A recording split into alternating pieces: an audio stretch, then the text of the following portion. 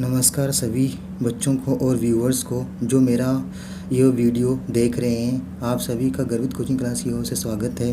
आज हम कक्षा 12वीं के चैप्टर नंबर 2 गॉस लॉ और उसकी एप्लीकेशंस के बारे में पढ़ेंगे। ये हमारा पार्ट 2 है। इसके अंतर्गत हम नेक्स्ट जो टॉपिक रह गए हैं वो पढ़ रहे हैं। समरूप आवेशित गोलीय कोश के कारण विद्युत क्षेत्र की तीव्रता का व्यंजक हम इसमें फर्स्ट टॉपिक निकालेंगे। अब गोलीय कोश क्या होता है? गोलीय कोश एक ऐसा गोला होता है जो अंदर से खोखला होता है और जिस पर यदि कोई आवेश दिया जाए तो वो समस्त आवेश उसकी सतह पर या सरफेस पर इकट्ठा हो जाता है और उसके अंदर कोई भी आवेश नहीं जाता है। समरूप मतलब समान रूप से आवेशित है। इसको आगे डायग्राम में आप देख सकते हैं कि एक समरूप आवेशित गोलीय कोश दिखाया गया है जो कैपिटल आर त्रिज्या का, जिसका केंद्र ओ है और एक उसमें उस गोले के बाहर एक गाउसियन सरफेस दिख रहा है आपको। नेक्स्ट स्लाइड में भी आपको दिख रहा है समरूप आवेशित गोलीय कोश में विद्युत क्षेत्र की तीव्रता कैसे ज्ञात करते हैं। तो एक पॉइंट लिया जाता है, उस पॉइंट को आधार मानकर एक गाउसियन सरफेस ड्रॉ किया जाता है। उस गाउसियन सरफेस पर ही विद्युत क्षेत्र ई और डी एस या डी एस और डी ए यहाँ पे क्षेत्रफल अल्पांश लिए गए हैं और उनकी दिशाओं का यहाँ पे अध्ययन किया जाता है। अब हमारे पास पहली स्लाइड आ रही है, देखिए इसमें मान लीजिए कि कैपिटल आर त्रिज्या को गोलीय कोश है। यहाँ गोलीय कोश से अभिप्राय आपको पहले बताया जा चुका है कि एक गोला होता है जो अंदर से खोखला होता है, जैसे कि गेंदनुमा आकृति। इस गोलीय कोश पर कैपिटल क्यू आवेश समान रूप से सतत रूप से वितरित है। इस गोलीय कोश का पृष्ठ आवेश घनत्व क्या होता है? एकांक क्षेत्रफल पर आवेश को ही पृष्ठ आवेश घनत्व कहते हैं। वो सिग्मा लिया गया है, सिग्मा, जैसा कि सिंबल आपके सामने दिख रहा है। सिग्मा बराबर कुल आवेश बटा कुल क्षेत्रफल। सिग्मा बराबर कुल आवेश कैपिटल क्यू है और गोले का क्षेत्रफल क्या होता है? कुल पृष्ठीय क्षेत्रफल, वो होता है 4 पाई आर स्क्वायर, जहाँ कैपिटल आर स्क्वायर जो लिखा हुआ है वो कैपिटल आर यहाँ पे गोले की त्रिज्या है, इसलिए हमारे पास कुल पृष्ठीय क्षेत्रफल 4 पाई आर स्क्वायर आ गया। इस गोलीय कोश के केंद्र ओ से आर दूरी पर एक बिंदु P स्थित है। इस P बिंदु पर गोलीय कोश के कारण विद्युत क्षेत्र की तीव्रता ज्ञात करनी है। तो गोलीय कोश से जो आर दूरी पर स्थित बिंदु P है वहाँ गोलीय कोश के कारण विद्युत क्षेत्र की तीव्रता ज्ञात करेंगे। जैसा कि आप डायग्राम में आगे पुनः देख पा रहे हो कि P बिंदु विद्युत क्षेत्र ई और क्षेत्रफल अल्पांश डी एस की दिशा समान है, जो बाहर आउटवर्ड की ओर दिख रही है। गोलीय कोश जो सकेंद्रीय गोले आपको दिख रहे हैं, अंदर वाला जो गोला है वो गोलीय कोश है, उसके बाहर जो डॉटेड लाइन बनी हुई है वो गाउसियन सरफेस है, क्योंकि पी बिंदु हमारे गोलीय कोश के बाहर स्थित है। ये ऐसा कि जैसा डायग्राम में दिखाया गया है। अब देखिए कि P बिंदु की 3 स्थितियाँ संभव है। जब P बिंदु गोलीय कोश के बाहर हो, गोलीय कोश के अंदर हो सेकंड स्थिति, और गोलीय कोश की सतह पर हो। तो पहला बिंदु पॉइंट अपन देख रहे हैं जब P बिंदु गोलीय कोश के बाहर स्थित हो, अर्थात जो O से P की दूरी स्मॉल r है और गोले की जो त्रिज्या कैपिटल R है, इनमें संबंध होना चाहिए small r greater than capital R। इस अवस्था में या इस स्थिति में केंद्र O से स्मॉल r त्रिज्या वाला गाउसियन पृष्ठ जैसा डायग्राम बनाया गया है, उस पृष्ठ से संबद्ध आवेश यदि हम मान लें कैपिटल Q है तो हमारे पास फ्लक्स का सूत्र आता है फाई बराबर है कैपिटल Q बटा एप्सिलॉन नॉट। पृष्ठ के प्रत्येक बिंदु पर विद्युत क्षेत्र की तीव्रता कैपिटल ई क्षेत्रफल अल्पांश डी एस दोनों त्रिज्य दिशा में होते हैं, या दूसरे शब्दों में कहें तो ई और डी एस की दिशा समान होती है। चूंकि गाउसियन पृष्ठ गोलीय आकृति या तो केंद्र ओ से गाउसियन पृष्ठ की दूरी समान होगी, स्मॉल r ही होगी, इसलिए विद्युत क्षेत्र की तीव्रता का मान भी समान होगा। अब गाउस की जो प्रमेय है वो देखिए आप, फाई बराबर समाकलन ई डॉट डी एस बराबर कैपिटल क्यू बटा एप्सिलॉन नॉट। चूँकि समाकलन डी एस यहाँ पे कुल क्षेत्रफल को प्रदर्शित करता है, तो जिसका गोले के लिए कुल क्षेत्रफल 4 पाई आर स्क्वायर आता है। आगे की स्लाइडों में आप देख पा रहे हो कि इनके अलग अलग सूत्र दिए हुए यहाँ पे पृष्ठ आवेश घनत्व किस रूप में प्रदर्शित करते हैं। तो समाकलन डी एस कुल क्षेत्रफल है जिसका मान 4 पाई आर स्क्वायर है।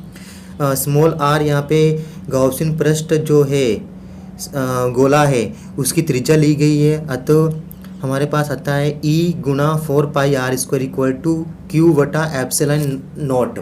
जैसा कि आप स्लाइड में देख पा रहे हो। Q यहाँ पे कुल आवेश है।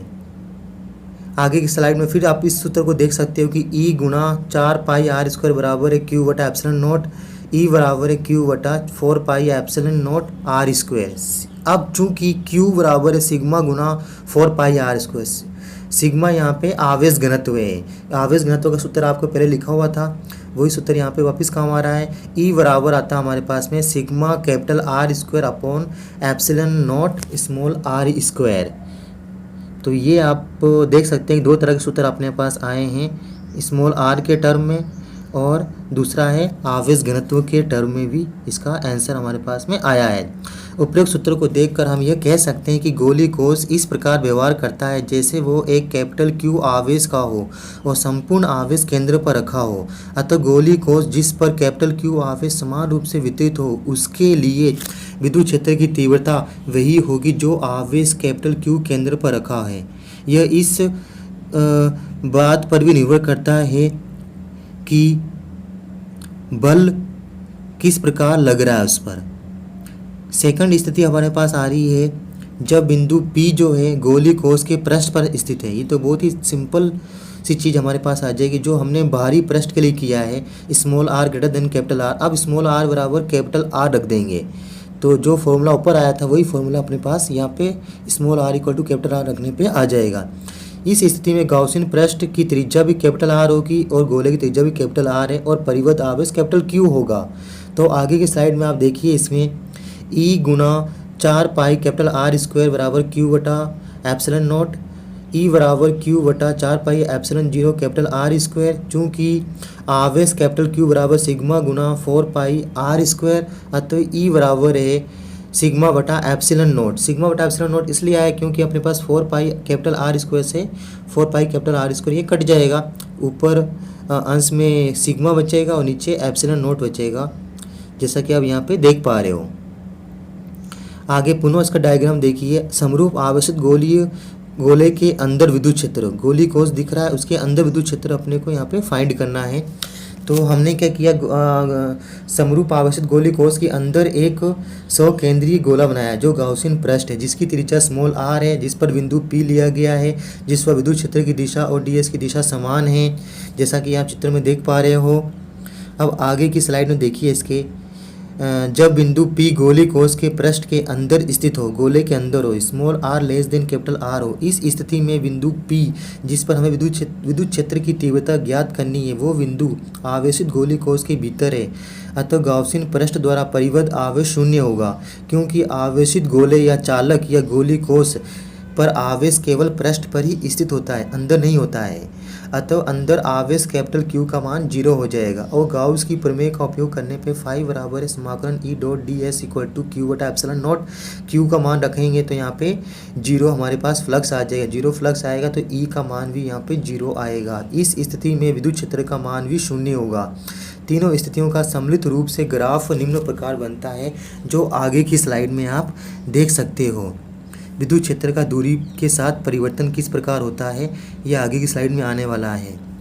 तो आप पुनः यहाँ पे गोली कोष हमारे पास आया हुआ है, गोली कोष को पुनः देख सकते हो कि किस तरीके से है, क्योंकि आवेश सरफेस पे सतह पे अंदर कोई भी आवेश नहीं है इसलिए वो E का मान यहाँ पे 0 आया है। अब देखिए कि इसमें ग्राफी निरूपण दिखाया गया है, E और स्मॉल r में ग्राफ बनाया गया है।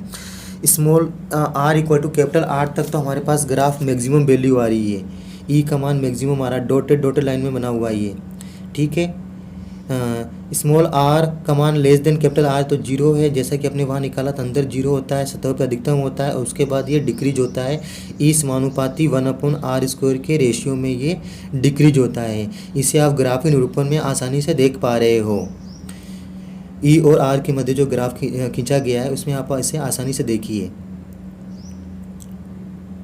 अब अगला अपना डेरिवेशन आ रहा है, समरूप आवेशित गोलीय चालक के कारण विद्युत क्षेत्र की तीव्रता। समरूप आवेशित चालक और समरूप आवेशित गोली कोष एक ही है मेरे पास। चालक और गोली कोष की जो विशेषताएं वो समान है, इसलिए जो व्यंजक भी समान ही रहेगा। अब देखिए इसमें समरूप आवेशित चालक गोले के कारण विद्युत क्षेत्र की तीव्रता। यदि किसी भी चालक को आवेश दिया जाता है जैसा कि आप जानते हो तो वो संपूर्ण आवेश हमेशा चालक की बाह्य पृष्ठ पर वितरित हो जाता है। चालक के भीतर कोई भी आवेश नहीं ठहरता है, अर्थात पूरा आवेश पृष्ठ पर आ जाता है। यही विशेषता गोलीय कोश की भी है। ऐसा इसलिए होता है क्योंकि समान आवेश एक दूसरे को प्रतिकर्षित करते हैं। प्रतिकर्षण बल के कारण आवेश एक दूसरे से दूर जाने का प्रयास करते हैं और जितना अधिक संभव हो दूर जाते हैं। चूंकि आवेश पृष्ठ के बाहर जाना संभव नहीं, अतः सारा आवेश पृष्ठ पर ही वितरित हो जाता है। जैसा कि गोलीय कोश और गोलीय चालक दोनों में एक जैसी ही विशेषता यहाँ पे आ रही है, जिसे आप कंपैरिजन करके देख सकते हो। इसलिए व्यंजक भी दोनों के लिए समान होगा। जो गोलीय कोश का व्यंजक हमने निकाला है, गोलीय कोश के बाहर स्थित बिंदु के लिए विद्युत क्षेत्र की तीव्रता का मान और गोलीय कोश के पृष्ठ पर विद्युत क्षेत्र की तीव्रता का मान और गोलीय कोश के अंदर विद्युत क्षेत्र की तीव्रता का मान भी गोलीय चालक के लिए भी समान रूप से होगा। जो व्यंजक आपने वो निकाला है गोलीय कोश के निकाला, वही व्यंजक आप गोलीय चालक के लिए भी निकालेंगे। इसमें किसी भी प्रकार का कन्फ्यूजन नहीं होना है। बोर्ड के एग्जाम में क्वेश्चन आता है तो गोलीय चालक भी गोलीय कोश के समान ही व्यंजक देता है। चालक के भीतर विद्युत क्षेत्र का मान शून्य होता है। हम ऐसा इसलिए कह सकते हैं क्योंकि अगर विद्युत क्षेत्र शून्य नहीं होता तो चालक के भीतर आवेश एक बल महसूस करता और इस बल के परिणाम स्वरूप मुक्त इलेक्ट्रॉन गति करते, जिससे हमें धारा प्रवाहित होती। लेकिन चालकों में स्वतः बिना बाह्य स्रोत के धारा प्रवाहित नहीं होती, अतः हम कह सकते हैं कि चालक के भीतर आवेश शून्य है। चूँकि आवेश शून्य है अतः चालक के भीतर विद्युत क्षेत्र का मान भी शून्य होगा। हालांकि जब चालक को आवेश दिया जाता है तो आवेश को पृष्ठ पर आने में या वितरण में कुछ समय लगते हैं, नैनो सेकंड में समय लगते हैं। इस अल्प समय में चालक के भीतर विद्युत क्षेत्र उत्पन्न हो जाता है, लेकिन आवेश इतनी तेजी से सतह पर वितरित होता है कि यह विद्युत क्षेत्र प्रेक्षित नहीं हो पाता और चालक के भीतर विद्युत क्षेत्र हमेशा शून्य ही माना जाता है। चूंकि चालक गोले में संपूर्ण आवेश पृष्ठ पर ही वितरित रहता है, अतः यह एक समरूप आवेशित गोलीय कोश की भांति व्यवहार करता है और चालक गोले के कारण उत्पन्न विद्युत क्षेत्र की तीव्रता वही रहती है जो समरूप आवेशित गोलीय कोश के कारण विद्युत क्षेत्र की तीव्रता हमने ज्ञात की थी। आगे की स्लाइड में देखिए, अगला व्यंजक है समरूप आवेशित और चालक गोले के कारण विद्युत क्षेत्र की तीव्रता। यहाँ पे और चालक गोला है तो चालक गोले से इसकी विशेषताएं भी अलग होगी। आगे की स्लाइड में देखिए कि चालक गोला जो होता है उस पर आवेश सतह के अंदर होता है। जैसा कि आप चित्र में देख पा रहे हो, सतह के अंदर समान रूप से वितरित दिख रहा है धन आवेश प्लस आवेश। कैपिटल आर त्रिज्या का अचालक गोला दिख रहा है। क्यू आवेश वितरित है। स्मॉल आर दूरी पर एक बिंदु पी है जहाँ विद्युत क्षेत्र की तीव्रता हमें ज्ञात करनी है। तो देखिए अगला व्यंजक अपने पास आ गया है। एक चालक गोले को आवेश दिया जाता है तो संपूर्ण आवेश चालक के पृष्ठ पर वितरित हो जाता है, लेकिन जब एक अचालक गोले को आवेश दिया जाता है तो वह वहीं या उसी स्थान पर बना रहता है जहां उसे आवेश दिया जाता है, क्योंकि अचालक पदार्थ में आवेश गति नहीं कर सकता। चालक में तो आवेश गति कर सकता है परंतु अचालक में आवेश गति नहीं करता है, इसलिए आवेश वहीं बना रहता है जहां पर उसे आवेश दिया गया है। इसलिए अचालक गोले के अंदर ही आवेश होता है, उसके बाहर नहीं होता। पुनः चित्र आपके सामने आ रहा है। चित्र में पुनः इसे देख सकते हैं। समरूप आवेशित और चालक गोले के बाह्य बिंदु पर विद्युत क्षेत्र निकालने के लिए जो डायग्राम बना हुआ है, पी बिंदु बाहर है, small R greater than capital R है, कैपिटल ई और डी एस की दिशा यहाँ पे समान है। एक गाउसियन सर्कल या वृत्त यहाँ पे खींचा गया है जो और चालक गोले के बाहर है, डॉटेड लाइन में खींचा गया है जिसकी त्रिज्या स्मॉल आर है। आगे देखिए आप इसमें, माना कि एक अचालक गोला है जिसकी त्रिज्या कैपिटल आर है। इस अचालक गोले पर कैपिटल क्यू आवेश समान रूप से वितरित है, अतः दूसरे शब्दों में कह सकते हैं कि यह कैपिटल क्यू आवेश गोले के संपूर्ण आयतन में समान रूप से वितरित है।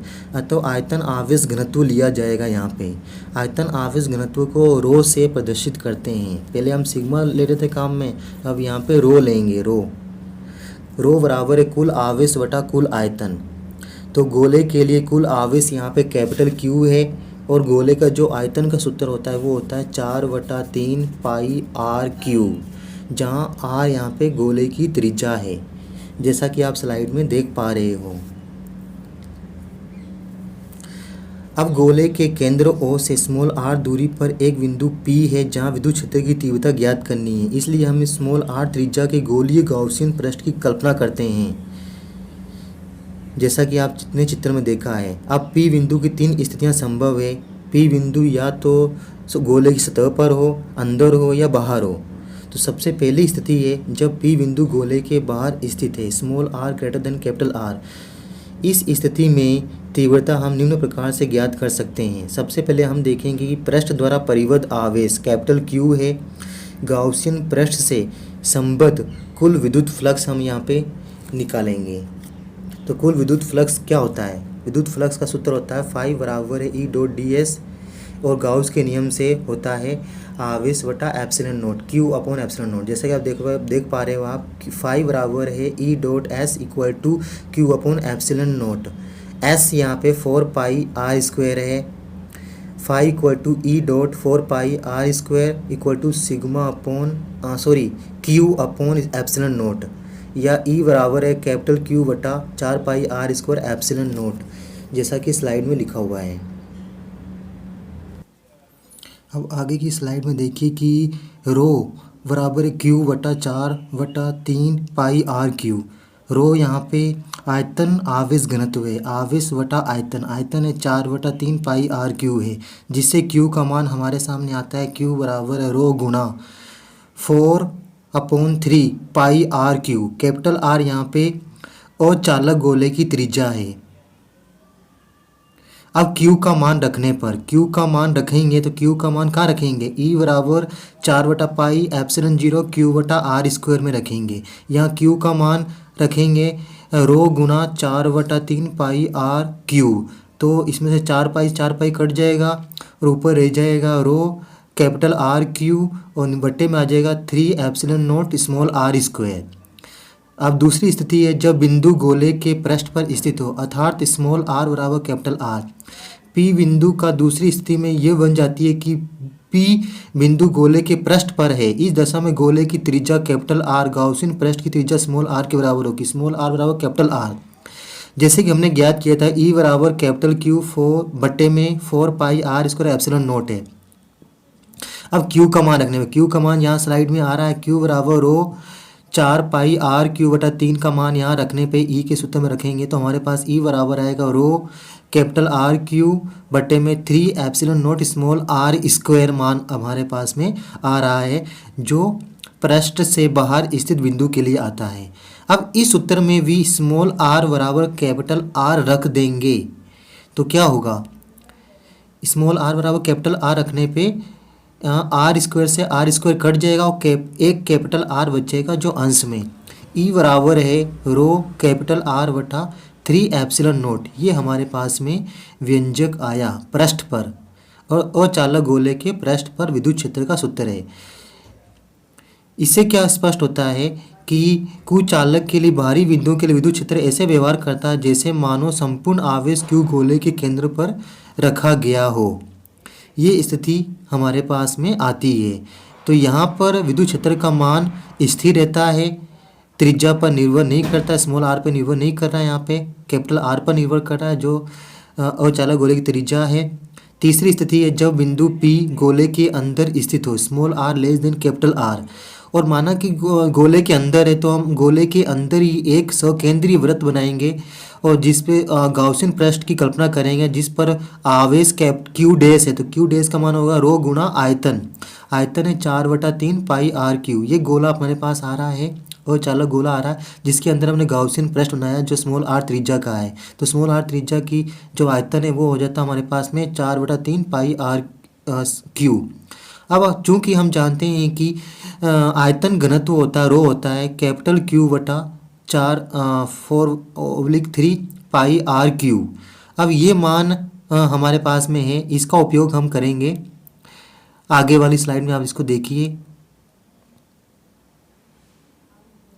Q डैश का मान के मान में रो का मान रखने पर हमारे पास Q डैश आएगा equal to Q capital Q small R Q बटे में कैपिटल R Q मान हमारे पास आता है। यहाँ गाउसियन पृष्ठ से बाहर और गोले की सतहों के मध्य अर्थात दोनों सतहों के मध्य स्थिर आवेश Q माइनस क्यू डैश के कारण विद्युत क्षेत्र की तीव्रता शून्य होगी। गाउस के नियम से गाउसियन परत से निर्गत कुल विद्युत फ्लक्स फाई बराबर E dot S equal to Q dash epsilon naught. S बराबर 4 पाई r² है, क्षेत्रफल है, और क्यू डैश का मान दे रखा है क्यू स्मॉल आर क्यू बटे में कैपिटल आर क्यू। ये मान रख देंगे तो हमारे पास आएगा फाई बराबर है capital Q small R Q capital R Q बटे में एप्सिलॉन नोट। ये मान सूत्र में रखेंगे जो गाउस का नियम का सूत्र है, ई डॉट एस बराबर Q dash upon epsilon naught. E गुना 4 pi r² equal to capital Q small R Q बटे में capital R Q epsilon naught. इसको सिंप्लीफाई करेंगे तो हमारे पास आएगा कैपिटल ई बराबर है कैपिटल क्यू स्मॉल आर बटे में 4 pi capital R cube epsilon naught, जैसा कि आप नीचे स्लाइड में देख पा रहे हो। आगे देखिए क्यू का मान जो है रो गुणा 4 पाई कैपिटल आर क्यू बटे में 3, अतः ई बराबर होता है हमारे पास रो स्मॉल आर और बटे में 3 एप्सिलॉन नोट। ये मान हमारे पास आता है रो के पदों में विद्युत क्षेत्र का मान। यदि हम गोले के केंद्र पे जाएं तो गोले के केंद्र के लिए स्मॉल आर बराबर हो जाएगा 0। ये मान रखने पर कैपिटल ई जो विद्युत क्षेत्र का मान है वो 0 हो जाएगा, अर्थात गोले के केंद्र पर विद्युत क्षेत्र का मान कितना होता है, 0 होता है, जैसा कि आप यहाँ स्लाइड में देख पा रहे हो। अब आगे की स्लाइड में हम देखते हैं कि जो हमने परिवर्तन पढ़े हैं गोले के बाहर और गोले के पृष्ठ पर गोले के अंदर, जिसको ग्राफीय रूप में यहाँ पे दर्शाया गया है।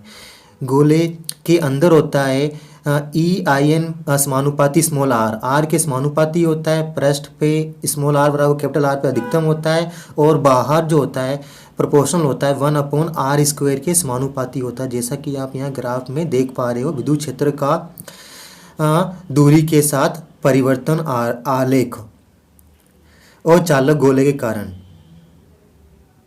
अब हमारा नेक्स्ट व्यंजक आएगा आवेशित चालक की सतह पर बल।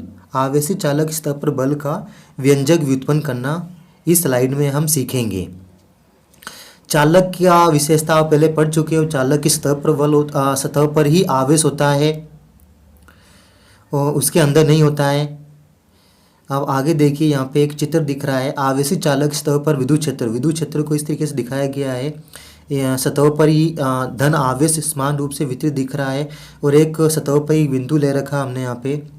तो जैसा कि आप यहाँ देख पा रहे हो P2 बिंदु दिख रहा है और एक P1 बिंदु बाहर है, अंदर है, ठीक है। ए और बी ये छोटा सा अल्पांश ले रखा है, E1 की दिशा और E2 की दिशा यहाँ बताई गई है।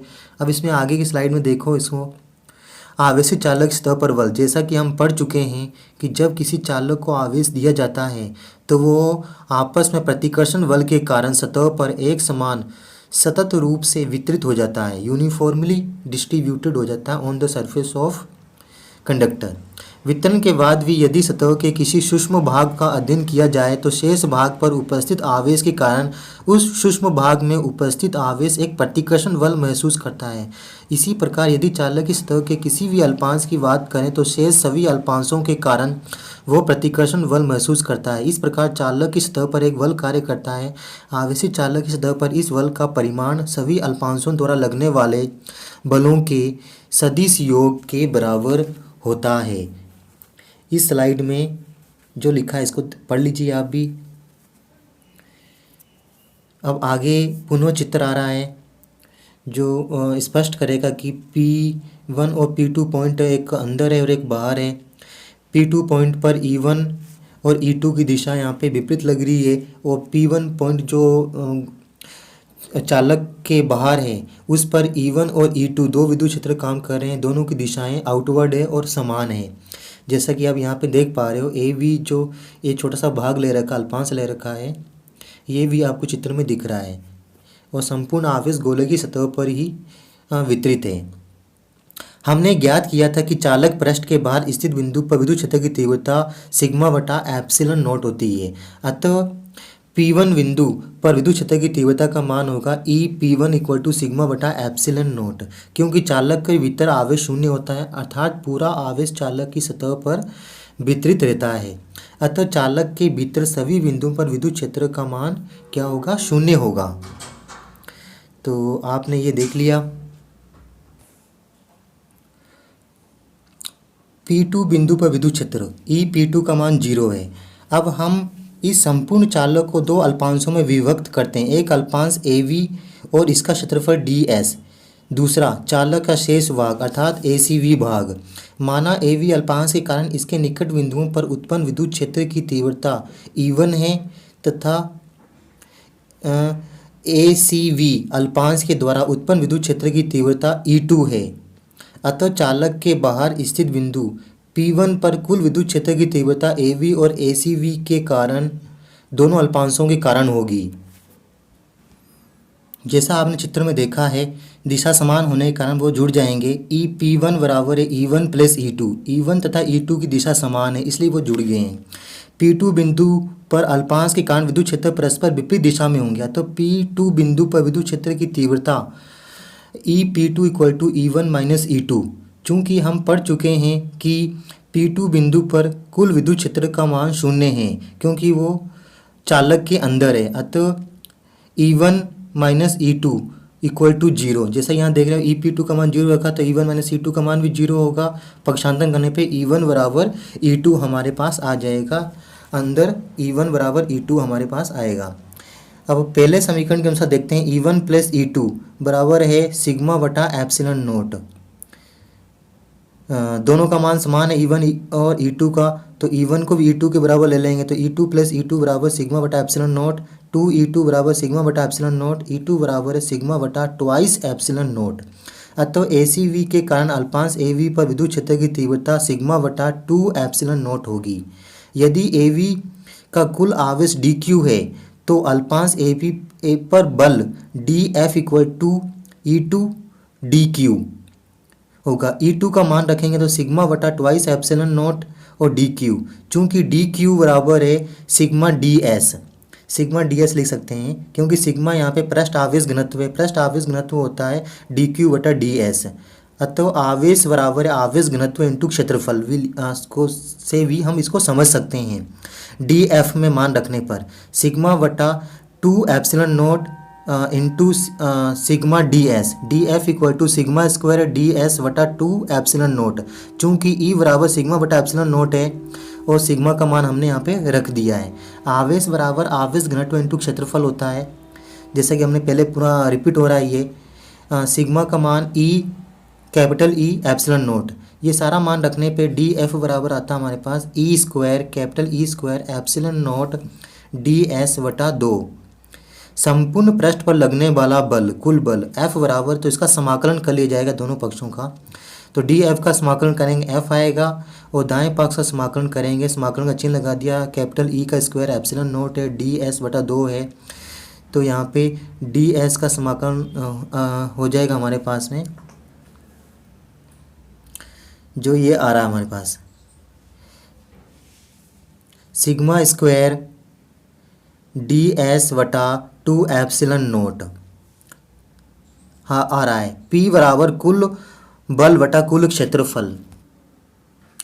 P बराबर P दाब जो है सिग्मा स्क्वायर DS बटा 2 एप्सिलॉन नोट, जिसे लिख सकते हैं capital E square epsilon note बटा 2 भी लिखा जा सकता है। आगे देखिए विद्युत क्षेत्र के एकांक आयतन में ऊर्जा का व्यंजक निकालेंगे। Energy per unit volume in an electric field. विद्युत क्षेत्र में रखे चालक पर एकांक आयतन में ऊर्जा का व्यंजक। देखिए इसको अगली स्लाइड में। आवेशित चालक पर समान प्रकृति का आवेश विद्यमान रहता है और समान प्रकृति का आवेश अन्य आवेश पर प्रतिकर्षण का बल लगाता है। इसलिए ये एक दूसरे से जितना दूर हो जाने का प्रयत्न करते हैं। यही कारण है कि जब किसी चालक को भी आवेश दिया जाता है तो वो पृष्ठ पर समान रूप से वितरित हो जाता है। चित्र में देखिए यहाँ पे आवेशित चालक सतह पर विद्युत क्षेत्र दिखाया गया है। चित्र रिपीट हो रहा है, इससे पहले आपके सामने आ चुका है। आवेशित चालक की सतह पर सतह के लंबवत अर्थात सतह से बाहर की ओर एक बल कार्य करता है। जब चालक में आवेश की मात्रा को बढ़ाना हो या विद्युत क्षेत्र के आयतन में वृद्धि करनी हो तो हमें इस बल के विरुद्ध कार्य करना पड़ेगा और ये कार्य ही विद्युत क्षेत्र में ऊर्जा के रूप में संचित हो जाता है। हम ज्ञात करते हैं कि इकाई आयतन में कितनी ऊर्जा संचित होती है। इकाई आयतन में संचित ऊर्जा के लिए सूत्र की स्थापना करेंगे। माना कि एक स्मॉल r त्रिज्या का गोलीय चालक है और इस पर पृष्ठ आवेश घनत्व अर्थात गोले के एकांक क्षेत्रफल पर आवेश सिग्मा है। आवेशित चालक की सतह पर बल का सूत्र हम निकाल चुके हैं। दाब के लिए गोले की सतह पर बाहर की ओर लगने वाला बल एकांक सतह पर लगने वाला बल P बराबर है सिग्मा स्क्वायर बटे में 2 एप्सिलॉन नॉट। ये जो दाब का व्यंजक है हमने इससे पहले वाले व्यंजक में निकाला है, पहले वाली स्लाइड में आ चुका है। P बराबर सिग्मा स्क्वायर बटा 2 एप्सिलॉन नॉट। इसी का यहाँ पे उपयोग करेंगे। स्टार्टिंग यहीं से ही करेंगे कि हम जानते हैं कि गोले की सतह पर लगने वाला बल P बराबर सिग्मा स्क्वायर बटा 2 एप्सिलॉन नॉट होता है। गोले की सतह पर बाहर की तरफ लगने वाला बल F बराबर दाब गुना क्षेत्रफल। दाब अगर P है तो क्षेत्रफल A है, तो इसको इस रूप में लिख सकते हैं F बराबर 4 pi small r square sigma square बटा 2 एप्सिलॉन नॉट आ रहा है। दाब हमारे पास दाब का सूत्र रख दिया सिग्मा स्क्वायर बटा 2 एप्सिलॉन नॉट और क्षेत्रफल जो ए है कैपिटल ए इसका मान है 4 पाई r स्क्वायर। चूँकि गोले की सतह पर बाहर की तरफ एक बल कार्य करता है अतः यदि हमें इसको dr दूरी तक संपीड़ित करना पड़े तो स्मॉल dr दूरी तक संपीड़न में f के विरुद्ध किया गया कार्य बराबर बल इंटू विस्थापन होता है। तो कार्य को dw से दर्शाएंगे और बल F है, विस्थापन dr है, तो dw बराबर F डॉट dr। dw बराबर है मान रख देंगे F का मान यहाँ पे और dr दूरी तक संपीड़ित करने में आयतन में कमी dv बराबर 4 pi r square dr। dv का मान हो गया 4 पाई r स्क्वायर क्षेत्रफल है और dr उसमें कितना संपीड़ित किया गया संपीड़न की मात्रा, तो ये आयतन के रूप में प्रदर्शित कर दिया dw में मान रखने पर। तो sigma square 2 epsilon not dv, v यहाँ पे आयतन, संपूर्ण विद्युत क्षेत्र में कुल संचित ऊर्जा। तो यहाँ पे समाकलन किया जाएगा w बराबर u बराबर समाकलन का चिन्ह लगा दिया सिग्मा स्क्वायर बटा 2 एप्सिलॉन नॉट dv और समाकलन करने के बाद हमारे पास ये व्यंजक आ रहा है विद्युत क्षेत्र के इकाई आयतन में संचित ऊर्जा का मान या ऊर्जा घनत्व भी कहते हैं। ऊर्जा घनत्व होता है कुल संचित ऊर्जा बटा कुल आयतन। तो ऊर्जा घनत्व बराबर हो जाएगा हमारे पास सिग्मा स्क्वायर बटा 2 एप्सिलॉन नॉट, जिसे लिख सकते हैं equal to capital E square epsilon naught बटा 2। यदि निर्वात के स्थान पर अन्य माध्यम उपस्थित है, निर्वात के लिए हमने एप्सिलॉन नॉट का उपयोग किया है, अगर कोई अन्य माध्यम उपस्थित है तो ऊर्जा घनत्व हो जाता है सिग्मा स्क्वायर बटा 2 एप्सिलॉन माध्यम का ये विद्युतशीलता है, माध्यम की विद्युतशीलता है। अब अगला व्यंजक हमारे पास आ रहा है साबुन के आवेशित बुलबुले का संतुलन, equilibrium of charged soap bubble. साबुन के आवेशित बुलबुले का संतुलन, तो इसमें आप देखिए साबुन के आवेशित बुलबुले का संतुलन हम क्या जानते हैं, इसमें साबुन का जो बुलबुला कैसे संतुलित रहता है या उस पर कौन कौन से बल कार्य करते हैं, साबुन का बुलबुला फूटता क्यों है, इन सभी चीज़ों की अध्ययन करेंगे। बलों के लिए सूत्र का निर्माण भी करेंगे कि साबुन के बुलबुले पर 2 दाब कार्य करते हैं, एक आंतरिक पृष्ठ पर दाब कार्य करता है और दूसरा बुलबुले के बाह्य पृष्ठ पे कार्य करता है। साबुन के बुलबुले की आंतरिक पृष्ठ पर वायु का दाब कार्य करता है और इसकी जो बाह्य पृष्ठ है पर वायुमंडलीय दाब कार्य करता है। देखिए आगे चित्र में एक गोलीय आवेश का वितरण दिखाया गया। साबुन के बुलबुले को भी इस तरह से समझा जा सकता है जिसमें अंदर की ओर एक पृष्ठ है, अंतरा पृष्ठ है और एक बाह्य पृष्ठ यहाँ पे दिख रहा है। आंतरिक पृष्ठ पर कार्यरत वायु का दाब बाह्य पृष्ठ पर उपस्थित वायुमंडलीय दाब से अधिक होता है और इसी दाब आधिक्य को पृष्ठ तनाव बल संतुलित करता है।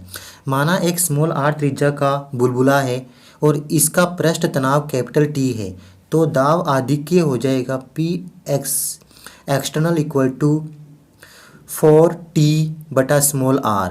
कैपिटल T यहाँ पे तनाव है और स्मॉल r यहाँ पे त्रिज्या है। बुलबुले के पृष्ठ पर बाहर की ओर विद्युत दाब सिग्मा स्क्वायर बटा 2 एप्सिलॉन नोट कार्यरत रहता है। इस स्थिति में P E x plus sigma square बटा 2 epsilon note equal to 4t बटा स्मॉल आर, यहाँ पे समीकरण बन रही है। इससे हमें पी ई एक्स का मान आएगा इक्वल टू 4t बटा small R minus sigma square बटे में 2 एप्सिलॉन नोट। ये हमारे पास में दाब आधिक्य आ रहा है। टी यहाँ पे तनाव है, स्मॉल आर त्रिज्या है, जिसमें से माइनस हो रहा है सिग्मा स्क्वायर बटा 2 एप्सिलॉन नोट। तो आप इसको आगे की स्लाइड में देखिए कि जब बुलबुले को आवेशित किया जाए तो एक स्थिति ऐसी आएगी जब दाब आधिक्य का मान शून्य हो जाएगा और इस स्थिति के बाद बुलबुला फूट जाता है P E X equal to 0। तो समीकरण के अनुसार 4t बटा स्मॉल आर इक्वल टू हो जाएगा सिग्मा स्क्वायर बटा 2 एप्सिलॉन नोट। जैसा आप यहाँ समीकरण में देख रहे हो, बुलबुले की त्रिज्या स्मॉल आर बराबर है 8 एप्सिलॉन नोट कैपिटल टी बटा सिग्मा स्क्वायर। बुलबुले पर पृष्ठ आवेश घनत्व सिग्मा बराबर है वर्गमूल में 8 एप्सिलॉन नोट कैपिटल टी बटा स्मॉल आर, जिसको आगे लिख सकते हैं वर्गमूल 2 कैपिटल टी बटे में पाई के स्मॉल आर। आगे की स्लाइड में देखिए, बुलबुले पर कुल आवेश स्मॉल क्यू बराबर सिग्मा गुना 4 पाई आर स्क्वायर। सिग्मा यहाँ पृष्ठ आवेश घनत्व है, इसे क्यू बराबर है, सिग्मा का मान रख देंगे तो हमारे पास स्मॉल क्यू बराबर आएगा 8 पाई स्मॉल आर वर्गमूल में 2 epsilon naught capital T small R. ये मान हमारे पास में आ रहा है बुलबुले पर कुल आवेश का। तो ये आज का हमारा टॉपिक कंप्लीट होता है, आज का पार्ट समाप्त होता है। आज के वीडियो में बस इतना ही। Thank you for watching my video. If you like it, subscribe and like और शेयर इट।